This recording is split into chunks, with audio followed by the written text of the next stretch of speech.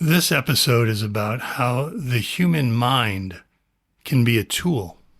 At its peak, it's a tool of pattern recognition and abstraction that can help us recognize what is metaphysically true about our reality.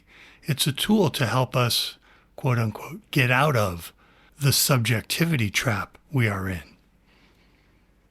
But at the same time, the human mind is also the subjectivity trap itself. The human mind is where you must tell yourself some story about the world, a story that will guide you as you live your life. The human mind is the place where we imagine and believe things so we can stay safe, so we can orient ourselves. Let's call it feeling safe. Believing in things helps us feel safe, and it also helps us belong, which is incredibly important for any social animal. Anyway, the human mind is both the trap and the tool, and that's what I want to talk about today. Hello, and welcome to the 10 Crutches podcast. My name is David. I'm glad you're here. I'd like to start by using the ocean as a metaphor. Let's say that the ocean represents the undifferentiated universe, the one universe, the totality with a capital T, or the everything with a capital E. Something that starts with a capital letter. This is a tricky thing to try and talk about because I'm trying to talk about what can't be talked about. And I'm stupid enough to try and get away with it. So let's forge ahead. We all, as individuals, emerge from the undifferentiated ocean. We are all waves on the ocean, emerging from the ocean. So we're all the same in that sense. The ocean makes waves. The universe makes humans, among other things. The universe is humaning today. But in terms of our individuality, it's as if we are thrown from the ocean and up onto some shore. The shore, the land in this metaphor, that's where you stand when you experience yourself as separate from the ocean. In this metaphor, the land is real because you really feel the illusion of being separate. But in this metaphor of the ocean, it's important to remember that the land itself, your separateness, in addition to being real, is also at the same time an illusion. There is really nothing but the ocean. It just feels like the land exists when you are separate, and so then it does exist. Being separate means you have a point of view that you can see the quote-unquote rest of the ocean from your particular point of view. It's a little like driving in your car and hitting a traffic jam. You look at all those other cars and you think about how you are in a traffic jam. People tend not to think, I am a small part of a large traffic jam, but you are.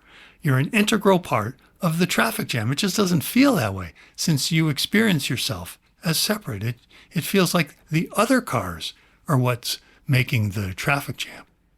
So we each stand on a real/illusory shore.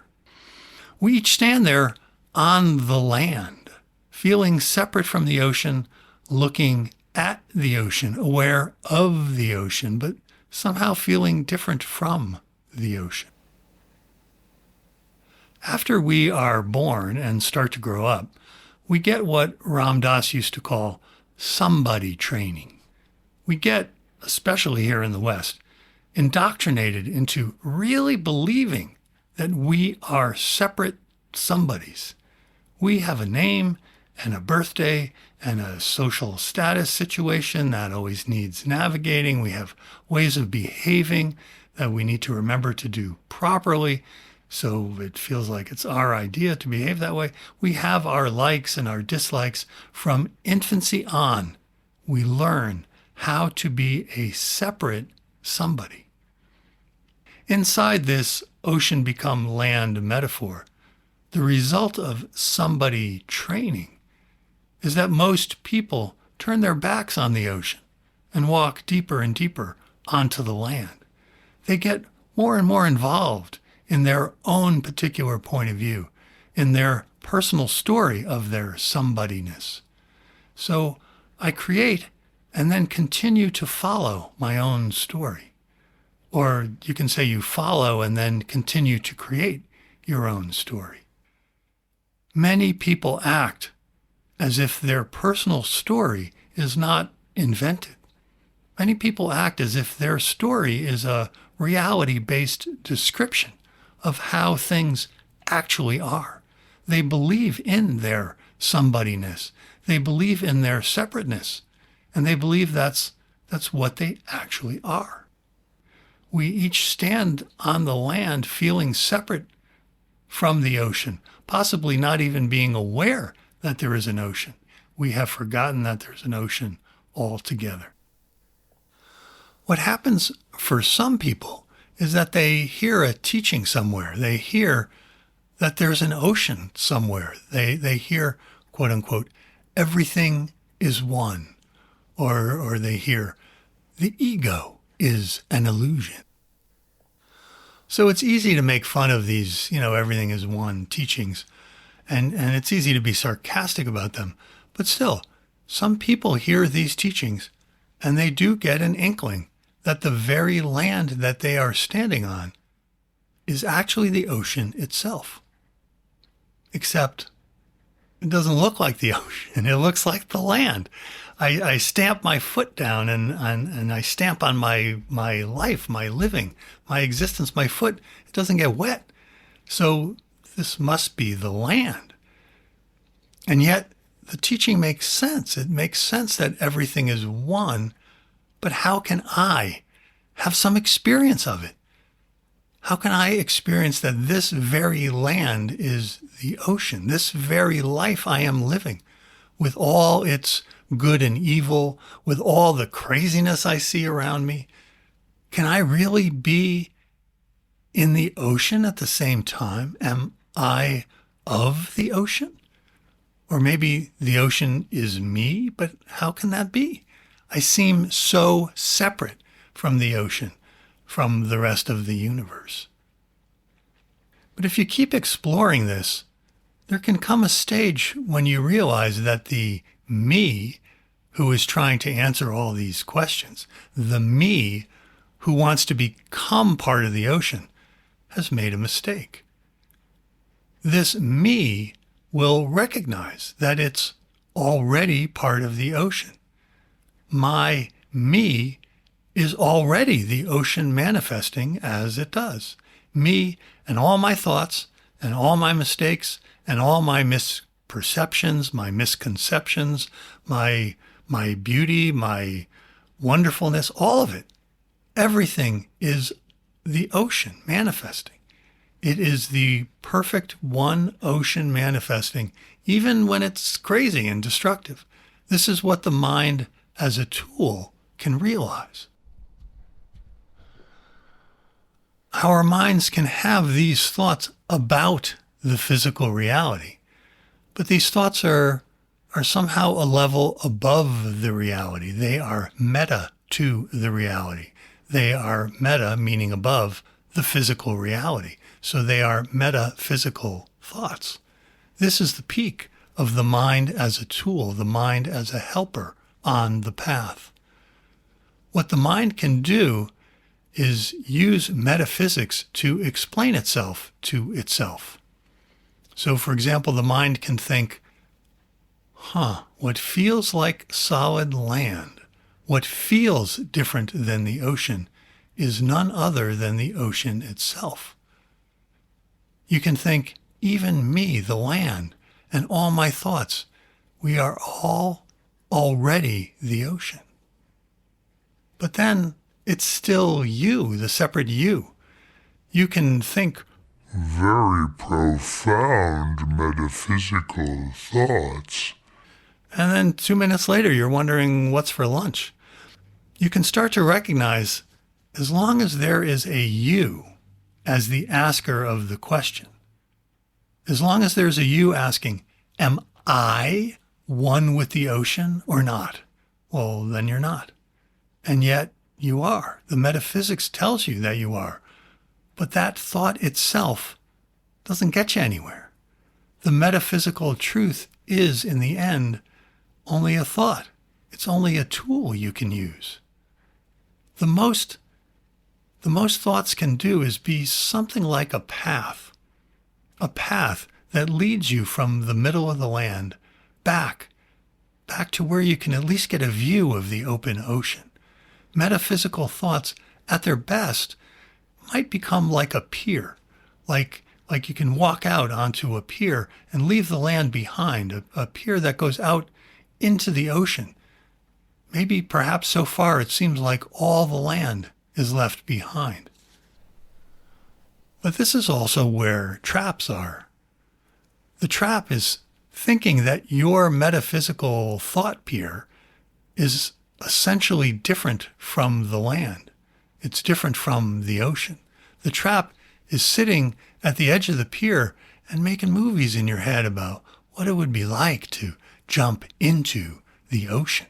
The trap is building a little house at the edge of the pier, building a little house to protect you, because who wants to be subject to all those waves that come up out of the ocean and get you all wet? The very mind that can lead you to the edge of the pier can also occupy you so thoroughly it becomes a trap. You can fail to see that you and the land and the pier and the ocean were never, not for a moment, were never essentially different. Using the mind as a tool can lead to one place, but at first it seems like they're two totally different places. Let's call them A and Z. Place A is standing naked at the end of the pier with the ocean all around you. In this quote-unquote place A, there's nothing to do but just wait. You just live your life and wait in place A.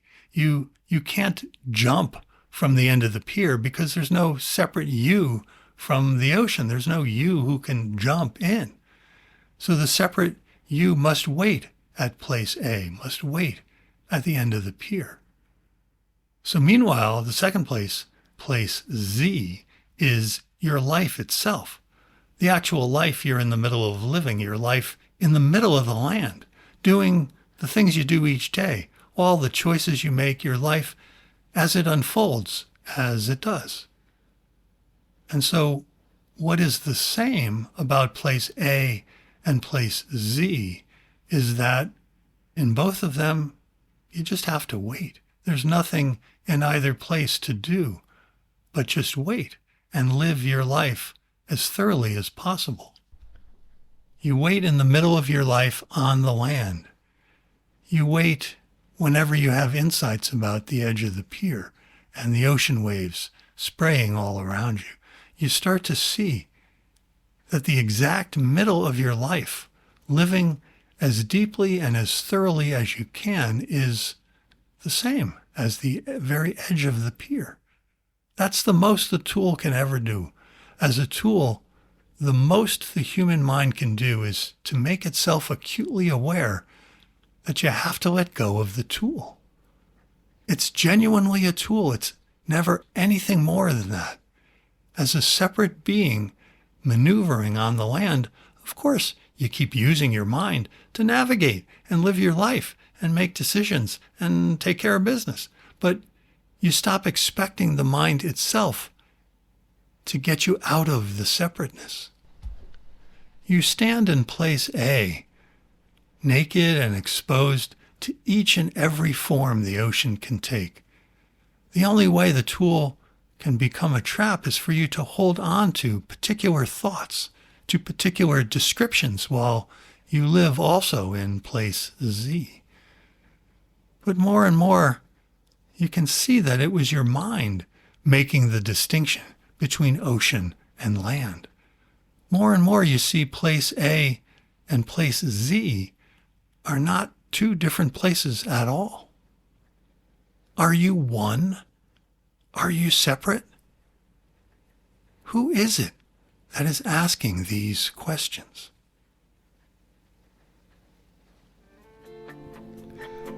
Thank you so much for listening. I'll see you next time.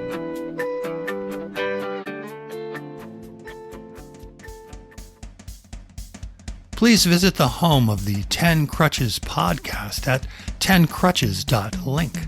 That's 10crutches.link. The book that inspired the podcast, a book I wrote called 10 Crutches for Walking in the Present, is available for free download on the website. Also on the website, you can visit the archive to hear any published episode and see show notes for any and every show. Thanks so much for listening, and once again, thanks so much for listening, and I won't say it once again. See you next time.